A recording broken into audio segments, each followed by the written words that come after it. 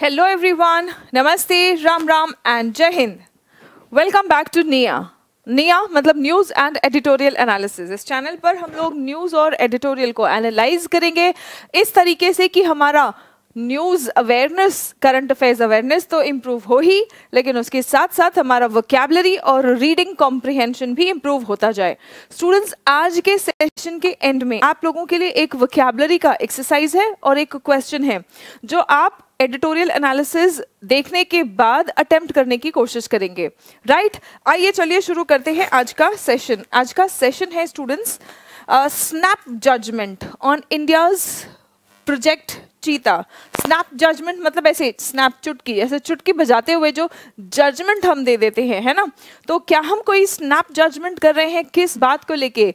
India का project चीता। आप सबको पता है इंडिया का प्रोजेक्ट चीता, नामीबिया से कुछ चीता इंडिया में लाए गए हैं। चीताज का री इंट्रोडक्शन हुआ है, राइट। और क्या इसका क्या परिणाम रहा है, अच्छा रहा है, बुरा रहा है, इस पर हम कोई जजमेंट पास कर रहे हैं। Whatever it is, we are going to analyse in today's editorial, right.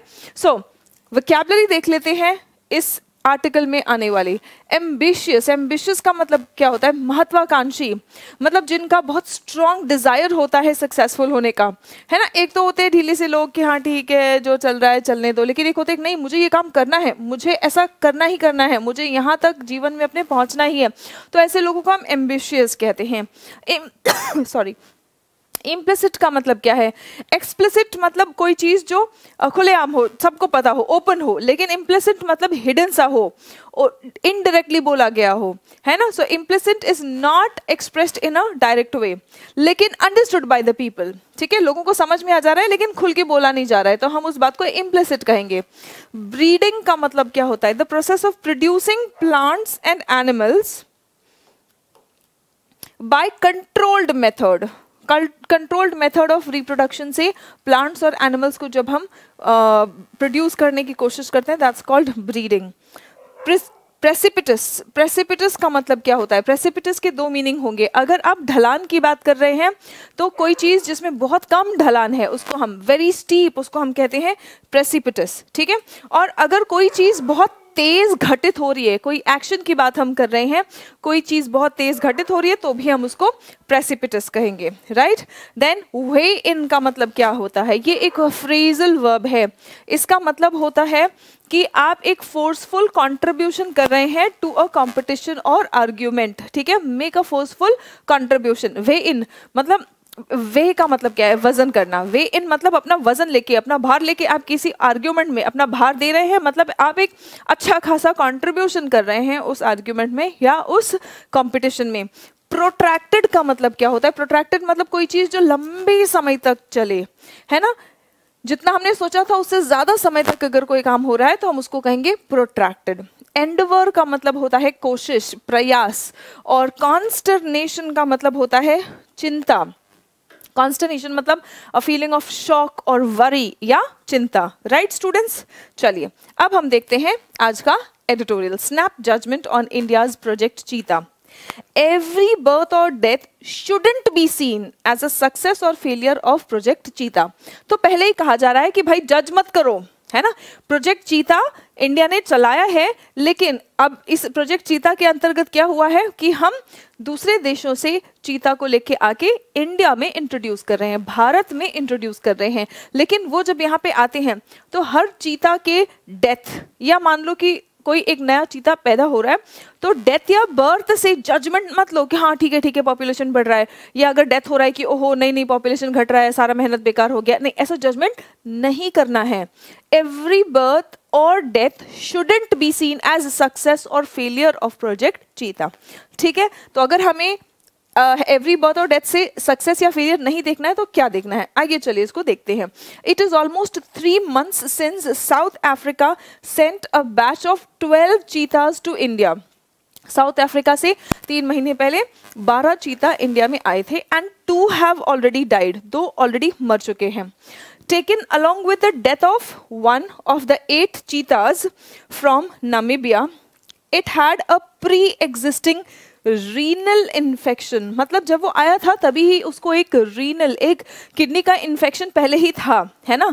Namibia से जो चीता आए थे उनमें से एक को पहले से ही किडनी इन्फेक्शन था, pre existing, and it emerges that about 15% of the animals have not made it past the first phase of India's ambitious project। यानी कि 15% जो एनिमल्स हैं उन्होंने have not made it, मतलब वो जीवित नहीं रहे हैं, right. What is it, India's ambitious project चीता। अब इस प्रोजेक्ट चीता को एम्बिशियस प्रोजेक्ट चीता क्यों कहा जा रहा है, क्योंकि बहुत जोर दिया जा रहा है इस बात पे कि भारत में चीता का पॉपुलेशन बढ़ाया जाए, ठीक है। The aim is to establish a sustainable population of about 35 cheetahs in the next decade by bringing in a few every year from Africa. Aim क्या है कि कम से कम 35 चीता भारत में होने चाहिए इन द नेक्स्ट डेकेड, ठीक है। मतलब आगे आने वाले 10 साल में कम से कम 35 चीता का सस्टेनेबल पॉपुलेशन होना चाहिए। सस्टेनेबल मतलब लगातार, हम कितने भी लेके आए लेकिन एटलीस्ट एक टाइम पे 35 रहे। मान लो हम 40 लेके आए, 3-4 का नेचुरल डेथ हो, एक दो का नेचुरल डेथ हो जाए, एक दो आपस में लड़ाई वगैरह भी एनिमल्स का होते रहता है, या किसी को पहले से ही कोई बीमारी हो, तो चाहे जो भी हो लेकिन at one time sustainable population 35 का होना चाहिए, ठीक है। ऐसा कोशिश किया जा रहा है, ठीक है। Bye bringing in a few every year from Africa, कुछ चीता अफ्रीका से हमें हर साल लाने पड़ेंगे ताकि 35 का नंबर जो है वो बरकरार रहे। Thus it is implicit that there will be, मतलब अब अगर ये कहा जा रहा है तो इट इज अंडरस्टूड, है ना। इट इज इम्प्लिसिट मतलब अलग से कहने की जरूरत नहीं है कि कुछ तो मरेंगे, डेथ होगा, बिकॉज जब जगह चेंज हो रही है ना, जगह चेंज हो रही है तो यहाँ के सिचुएशंस के अकॉर्डिंग अडाप्ट करना, यहाँ के क्लाइमेट के अकॉर्डिंग अडाप्ट करना है। कुछ का नेचुरल डेथ भी हो सकता है कि वो यहाँ ना भी लाए जाते हैं तो भी उनका डेथ होता है ना। सो ये सब चीज़ों को ध्यान में रखते हुए इट इज अंडरस्टूड, ठीक है।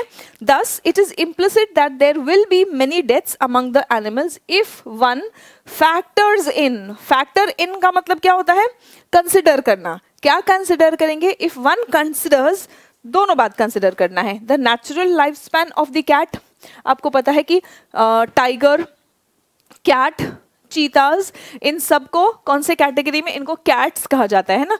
बिल्ली, जैसे हम कहते भी है कि शेर बिल्ली की मौसी है ना, तो ये लोग देखो देखने में भी इनके बहुत सारे फीचर्स ये कैट फैमिली से बिलोंग करते हैं ना, तो इसीलिए इनको रेफर किया जा रहा है यहाँ पे कैट कह के कि नेचुरल लाइफ स्पैन, उनकी जो नेचुरल जीवन अवधि है वो, as well as the challenges of adapting. एक तो उनकी नेचुरल लाइफ स्पैन कंसिडर करेंगे वो, और दूसरा चुनौती तो है ही, उनकी जगह चेंज हो रही है। आप उनको अफ्रीका से उठा के इंडिया में लेके आ रहे हैं, अफ्रीका का मौसम और वहाँ का वातावरण बिल्कुल अलग है, यहाँ पर चीज़ें अलग है, तो अडेप्ट करने के लिए भी उनको टाइम लगेगा। Challenges of adapting to Indian conditions. Daksha, one of the female cheetahs का नाम रखा था Daksha. One of the female cheetahs died from injuries following a violent mating attempt by 2 males. Again, not entirely unexpected from what is known about the predator's behavior. यानी कि ये जो animal है इनकी प्रवृत्ति, नेचुरल प्रवृत्ति ही शिकारियों की है, तो ये आपस में भी लड़ भिड़ के भी मर सकते हैं, ऐसा भी चांसेस है। And this is possible even if they are in their natural environment, right? So ordinarily the success of wildlife breeding, तो wildlife breeding का जो success program होता है, it must be measured over longer intervals, मतलब थोड़े लंबे समय में हमें इंटरवल में मेजर करना चाहिए। मतलब हमें अपना आंसर मिल गया है। सबसे पहला वाला सेंटेंस क्या था, एवरी बर्थ और death shouldn't be seen as success और फेलियर। मतलब हर बर्थ के साथ में सक्सेस नहीं, अरे बहुत कामयाब हो गया, या हर डेथ के साथ में अरे नहीं बहुत पैसा वेस्ट हो गया, टाइम वेस्ट हो गया, एफर्ट वेस्ट हो गया। तो सक्सेस और फेलियर हर बर्थ और डेथ के साथ में हमें कंसिडर नहीं करना है, थोड़ा लॉन्गर इंटरवल के बाद इवैल्यूएट करना है, जब ये एनिमल्स जो साउथ अफ्रीका से लेके आए गए हैं ये अडेप्ट कर लें और फिर उसके बाद में हम देखें, ठीक है। The increase in the lion population in Gir, Gujarat, as well as tiger numbers have been the result of sustained efforts. मतलब लगातार प्रयास करते रहे हैं, तब जाके lions का भी और tigers का भी population बढ़ा है, ठीक है, ओवर डेकेड्स, और वो भी 1-2 साल नहीं, डेकेड्स मतलब दशकों तक लगातार प्रयास किया गया है इनके पॉपुलेशन को बरकरार बनाए रखने के लिए.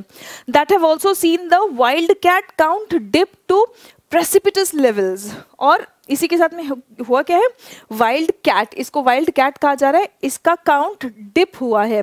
ठीक है, टू प्रेसिपिटस लेवल्स मतलब बहुत ज्यादा कम हुआ है इसका नंबर. देयरफॉर इसीलिए इट इज येट प्रीमेच्योर, अभी तक प्रीमेच्योर मतलब बहुत जल्दी कर रहे हैं हम अपना जजमेंट देने में.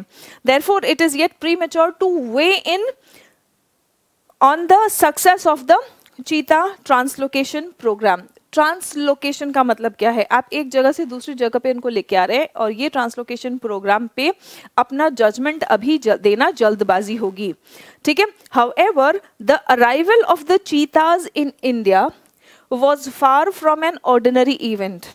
चीताज को जब इंडिया में लाया गया था तो ये एक सामान्य, ये एक ऑर्डिनरी इवेंट नहीं था. फार फ्रॉम ऑर्डिनरी इवेंट मतलब ऑर्डिनरी इवेंट नहीं था, इसको बहुत ही स्पेशल अटेंशन मिला. For one it kept decades of government planning, है ना, दशकों लगे थे गवर्नमेंट को इन चीज़ों को प्लान करने में. अंडरटेकन सिंस 2009, आप देख रहे हैं कि इन चीज़ों के ऊपर भी कितने समय से काम हो रहा है.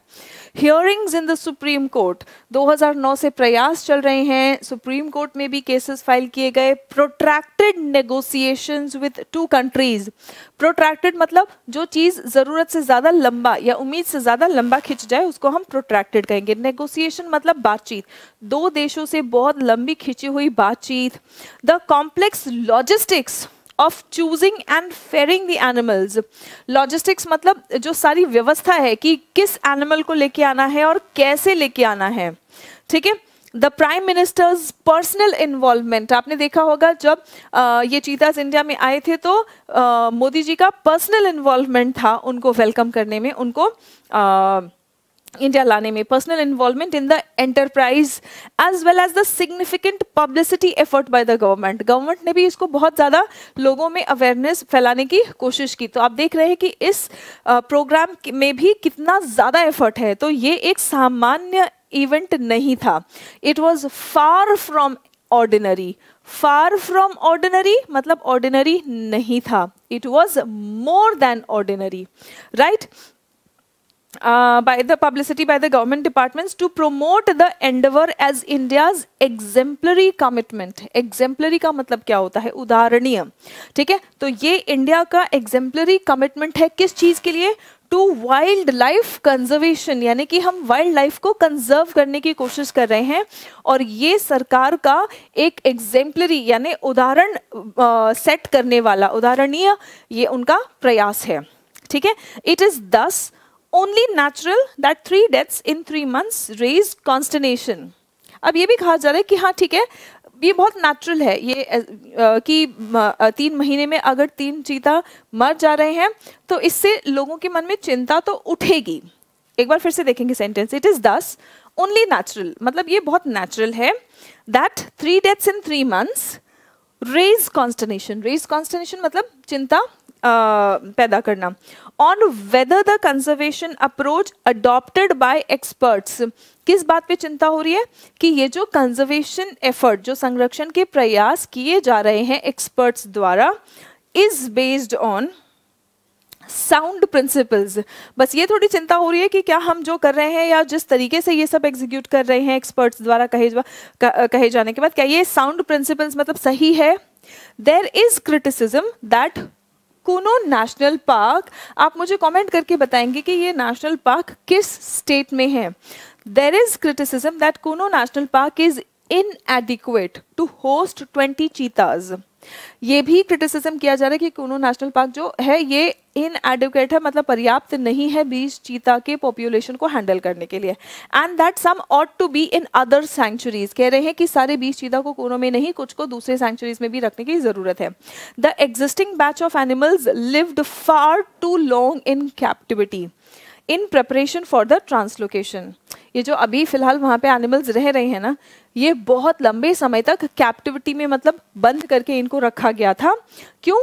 इन प्रेपरेशन फॉर ट्रांसलोकेशन, उनको एक जगह से दूसरी जगह पे लेके जाना था, तो उनको बहुत दिन तक थोड़ी जगह पर बंद करके रखा गया था ताकि उनको जहाँ रह रहे हैं वहाँ की आदत उनकी धीरे धीरे खत्म हो। और फिर उसके बाद में एक कैप्टिविटी में, एक तरह से एक क्लोज्ड एरिया में रहेंगे, बाहर जो वहाँ के एनवायरनमेंट में घूमते हैं वो थोड़ी आदत खत्म होगी, फिर उसके बाद उनको लाके यहाँ पे इंडिया में छोड़ा जाएगा, फिर उसके बाद उनको यहाँ पे अडाप्ट होने की हैबिट जल्दी हो जाएगी। And thus were excessively stressed and more vulnerable. कह रहे हैं कि भाई अब उनकी वहाँ की आदत छुड़ाने के लिए जो कैप्टिविटी में इनको रखा गया था तो वो ऑलरेडी स्ट्रेस्ड थे। ये एनिमल्स हैं, इनको फ्री घूमने की आदत है, तो हमने जब इनको कैप्टिविटी में रखा था तो ये ऑलरेडी स्ट्रेस्ड थे, ठीक है, और इसीलिए और वल्नरेबल भी थे। वल्नरेबल मतलब वीक थे कि इन पर अटैक हो जाए, क्योंकि नेचुरल सराउंडिंग्स में रहने की उनकी आदत थोड़ी सी कम हो गई थी, थोड़ी छूट गई थी, राइट। वल्नरेबल द आर्ग्यूमेंट गोस, ऐसा कहा जा रहा है, कुछ लोग ऐसा कह रहे हैं। प्रोजेक्ट चीता मैनेजर्स, आप देख रहे हैं इस प्रोजेक्ट को भी मैनेज करने के लिए मैनेजर्स रखे गए हैं। सो प्रोजेक्ट चीता managers however underline that the investments such as in making the landscape adequately stocked with prey, consultations with experts in Namibia and South Africa were actual experience with actual experience। मतलब जो project चीता के managers है वो ये कह रहे हैं कि इनफ प्रे, इनफ मतलब जिन चीज़ों का वो शिकार करते हैं, खाते हैं, वो इनफ जहाँ पे वो रह रहे हैं वहाँ पे रखा गया है, ठीक है। लगातार नामीबिया में और साउथ अफ्रीका के जो एक्सपर्ट्स हैं उनसे बातचीत हो रही है कि वहाँ पर कैसा माहौल रहता है, वैसा ही माहौल यहाँ पे बनाने की, ताकि धीरे धीरे उनका जो है वो हैबिट चेंज हो और वो अडेप्ट हो। तो ये सब लगातार चल रहा है with actual experience in managing cheetahs and cultural traditions that minimise poaching. ये एक बहुत बड़ा खतरा होता है, पोचिंग यानी कि हंटिंग, इलीगल हंटिंग, है ना।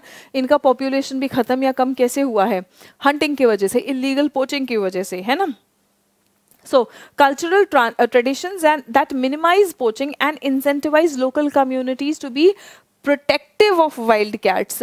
जो लोकल कम्युनिटीज़ है, जिस एरिया में इनको वहाँ छोड़ा गया है, वहाँ के जो लोकल कम्युनिटीज़ है उनके अंदर जो अगर हंटिंग का ट्रेडिशन है तो वो कम किया जाए। जो भी लोग इन वाइल्ड कैट्स को बचाने की कोशिश करेंगे उनको इंसेंटिव दिया जाए, यानी उनको इनाम दिया जाए ताकि वो ऐसा करने के लिए और मोटिवेट हों। To be protective of the wild cats are the right ones to help species flourish. Flourish यानी ग्रो। इस स्पीशीज को, इस प्रजाति को, इस जानवर की प्रजाति को, इन वाइल्ड कैट्स को ग्रो होने में ये छोटे छोटे कदम हेल्प करेंगे, right. Given that the relocation programme has been conceived as an experiment. अब अगर माना जाए, गिवन दैट मतलब ये माना जाना चाहिए कि ये जो रीलोकेशन प्रोग्राम था ये भी एक एक्सपेरिमेंट के तौर पर किया जा रहा है, और एक्सपेरिमेंट्स में 100% सक्सेस होने की संभावना नहीं होती है, right. So it is conceived as an experiment. ये एक एक्सपेरिमेंट के तौर पे किया जा रहा है कि अगर ये कामयाब हो गया तो ये बहुत अच्छा होगा, है ना। It is important that every death and every birth are not seen as markers of failure और सक्सेस। अगर हम ये भी बात समझें कि ये एक्सपेरिमेंट ही ये प्रोजेक्ट, ये रीलोकेशन ही एक्सपेरिमेंट बेसिस पे किया जा रहा है, तो हमें ये ध्यान में रखना होगा कि हर बर्थ या हर डेथ के साथ में सक्सेस या फेलियर नहीं डिसाइड करना है हमें इस प्रोजेक्ट का, ठीक है। मार्कर्स ऑफ फेलियर और success, however there also ought to be clearly defined criteria with timelines that project managers must adhere to। हम ये तो कह रहे हैं, लेकिन इसके साथ साथ नोट ऑफ कॉशन, however, ठीक है, however there also ought to be clearly defined criteria। ये भी कहा जा रहा है कि लेकिन क्लियर क्राइटेरिया होना चाहिए कि इतने इतने टाइमलाइन में, ऐसे इतना जल्दी जल्दी डिसीजन नहीं लेना है हमें, लेकिन इतने जल्दी जल्दी जजमेंट नहीं देना है, तो हम एक टाइमलाइन सेट करें कि इतने टाइम के बाद देखा जाए कि क्या प्रोग्रेस है ना। और इस टाइमलाइन को जो प्रोजेक्ट मैनेजर्स हैं उनको मानना पड़ेगा। They have to adhere to, the project managers must adhere to, ठीक है, to decide if course correction is warranted. Course correction मतलब जब हम कोई काम कर रहे होते हैं तो स्टार्टिंग में ही हमने प्लान बना लिया होता है, कुछ ना कुछ हम सोच लेते हैं, है ना, लेकिन वो काम जब करना शुरू करते हैं तब पता चलता है कि नहीं, जो सोचा था वैसे काम नहीं हो रहा है, अब कुछ और बदलाव लाना पड़ेगा। तो काम होते हुए जो बीच में हम बदलाव लाते हैं उसको कहा जाता है कोर्स करेक्शन। ठीक है, तो वो कह रहे हैं कि हर बर्थ या डेथ के साथ में जजमेंट तो नहीं देना है हमें, लेकिन हमें कुछ टाइमलाइन सेट कर लेना है जिसको सोशल ये जो प्रोजेक्ट चीता मैनेजर्स हैं ये अध्ययन करेंगे, यानी कि ये पालन करेंगे। और इसके साथ साथ जब ये पालन करेंगे तो हमें पता चलेगा कि हम कुछ गलत कर रहे हैं, तो ऐसा ना हो कि हम वही गलती बार बार रिपीट करते रहें। थोड़े टाइम के बाद बीच में हम चेक करेंगे, इवैल्यूएट करेंगे, ताकि कोर्स करेक्शन किया जा सके अगर ज़रूरत हो तो। To decide if course correction is warranted, यानी कि कोर्स करेक्शन की ज़रूरत हो तो हम वो डिसीजन ले सके। राइट स्टूडेंट्स, आइए चलिए अब है आप लोगों का आज का ये एक्सरसाइज। ठीक है, आप लोग कमेंट में मुझे आंसर्स मैसेज करेंगे। मैच द फॉलोइंग हम लोगों ने बचपन से किया है ना, स्कूल में हम लोग ने बहुत मैच द फॉलोइंग किया है, अब आपको फिर से करना है। यहाँ पे वर्ड्स दिए हैं और यहाँ उनके मीनिंग्स दिए हैं। ठीक है, सो जैसे प्रेसिपिटस का क्या मीनिंग है, सो आप मान लीजिए प्रेसिपिटस का अगर कुछ मीनिंग है तो वो अल्फाबेट, आप ऐसे अपना आंसर्स कॉमेंट करके मुझे बताएंगे। ठीक है, and the question for you, आप लोगों के लिए क्वेश्चन क्या है, अगर आपने पैसेज को सही से समझा है तो आप इस क्वेश्चन का आंसर दे पाएंगे। ठीक है, अकॉर्डिंग टू द पैसेज, यानी कि पैसेज के अनुसार, why will there be many deaths among the animals, जानवरों की बहुत सारी मृत्यु क्यों होगी according to the passage. Natural life span of cat, challenges of adapting to Indian conditions, only B या बोथ ए एंड बी। आपका आंसर क्या होगा ये आप लोग मुझे कमेंट सेक्शन में बताएंगे। राइट स्टूडेंट्स, सो आज के लिए इतना ही, मिलते हैं हम लोग अगले सेशन में। आई होप आप लोगों को ये सेशन अच्छा लगा है, अच्छा लगा, हेल्पफुल लगा तो अपने फ्रेंड्स के साथ में शेयर जरूर करें और सेशन को लाइक कर दें। मिलते हैं अगले सेशन में। जय हिंद एवरीवन।